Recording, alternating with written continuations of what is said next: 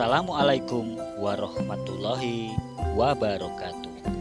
Jumpa kembali dengan Widi Sabian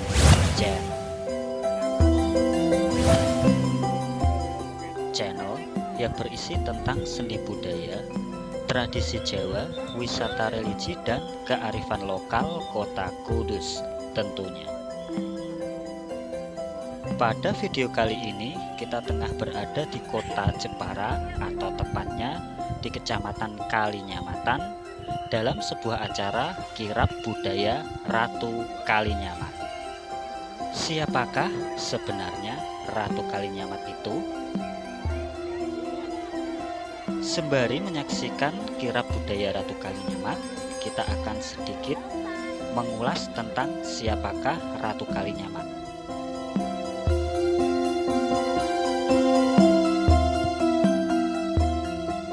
Bagi orang yang tinggal di luar wilayah Jepara, nama R.A. Kartini terdengar lebih familiar sebagai tokoh terkenal yang berasal dari wilayah Jepara. Bila menyebut hal lain yang juga berasal dari Jepara, kemungkinan besar akan menjawab mebel atau ukiran kayu. Perlu diketahui, ada salah satu tokoh penting yang namanya sudah tidak asing lagi di telinga warga Jepara. Ratu Kalinyamat, itulah namanya. Nama besarnya seakan sudah menyatu dengan denyut kehidupan kota mebel ini, sejajar dengan R.A. Kartini. Beliau adalah seorang pemimpin di wilayah Jepara pada tahun 1549 sampai 1579. Di mana pada saat itu Jepara masih merupakan bagian dari Kesultanan Demak. Sang ratu mempunyai nama asli Ratna Kencana. Ia adalah anak dari Raja Demak ketiga, Sultan Trenggono. Nama Kalinyamat sendiri diambil sesuai dengan lokasi dari istananya yang berada di Kalinyamat. Reputasinya sebagai pemimpin perempuan pun tidaklah main-main. Pada zaman itu, tokoh perempuan memang masih tergolong jarang ditemui. Namun, Ratu Kalinyamat mendobrak segala anggapan mengenai pemimpin perempuan. Beliau mulai menjabat sebagai pemimpin wilayah Jepara pada tanggal 10 April 1549. Tanggal ini pula yang kelak dinobatkan sebagai hari jadi Kabupaten Jepara. Begitulah julukannya yang tercatat dalam buku catatan sejarah. Ratu Jepara, wanita yang kuat dan kaya raya, perempuan yang berani. Pemberian julukan ini bukanlah tanpa alasan, karena memang Ratu Kalinyamat adalah orang yang benar-benar diperhitungkan pada saat itu, sekalipun itu oleh Portugis. Pada masa kepemimpinannya, Ratu Kalinyamat melakukan pembenahan dan pengembangan secara besar-besaran, khususnya pada bidang maritim dan ekonomi. Sebelum beliau naik tahta, Jepara bisa dibilang agak terbengkalai karena rangkaian peristiwa yang buruk, mulai dari masuknya Portugis hingga konflik internal berupa perebutan kekuasaan dalam Kesultanan Demak. Saat beliau mulai naik tahta, hal yang langsung menjadi perhatiannya adalah sisi ekonomi. Beliau membangkitkan Jepara sebagai kota pelabuhan yang aktif, melakukan perdagangan dengan kota-kota pesisir lain di pantai utara Jawa dari ujung barat hingga ujung timur.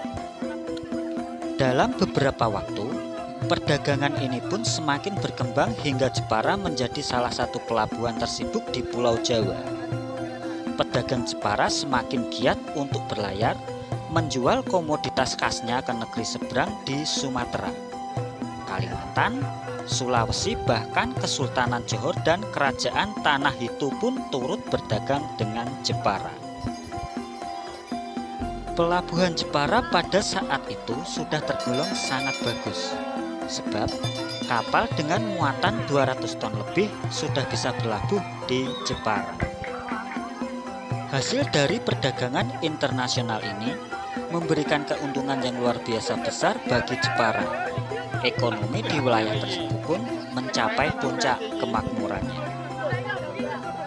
Prestasi maritim yang beliau miliki tidak hanya dari pengembangan ekonomi saja, namun juga dari segi militer. Di masa pemerintahannya, kekuatan militernya termasuk sangat tangguh, bahkan Jepara pernah ditetapkan sebagai pangkalan angkatan laut. Semangat anti-kolonial sangat membara dalam diri Ratu Kalinyamat, di mana pada saat itu Portugis sedang berusaha untuk masuk ke Indonesia. Setidaknya ada 2 kali penyerangan besar yang Ratu Kalinyamat lakukan di Malaka dan 1 kali di Maluku. Penyerangan di Malaka yang pertama ini dilakukannya atas permintaan dari Sultan Johor yang saat itu sedang berseteru dengan tentara Portugis pada tahun 1550. Jika digabungkan dengan prajurit Jepara, setidaknya ada sekitar 200 kapal perang. Daerah yang dikuasai Portugis di Malaka pun sempat kembali. Namun sayangnya, akhirnya Portugis melakukan serangan balik. Perang di Malaka yang kedua adalah ketika Sultan Aceh bekerja sama dengan Ratu Kalinyamat pada tahun 1573. Pasukan Jepara yang dikirimkan oleh Sang Ratu kali ini berjumlah 15.000 orang pasukan terbaik dengan total 300 kapal perang. Perang yang hebat pun terjadi dan membuat Portugis kewalahan.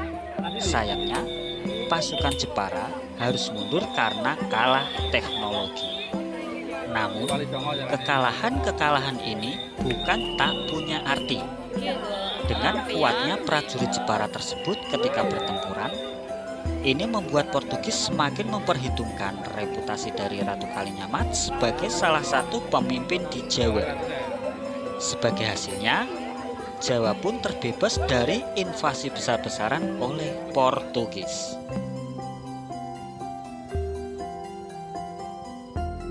Demikianlah sekilas tentang Ratu Kalinyamat dari tanah Jepara, pembangun poros maritim dan disegani Portugis. Terima kasih telah singgah di Widi Sabian Channel. Semoga dengan tayangan video kali ini bisa bermanfaat bagi kita semua. Mohon maaf jika ada salah kata atau penyebutan nama dan tempat. Sampai jumpa pada video selanjutnya. Wassalamualaikum warahmatullahi wabarakatuh.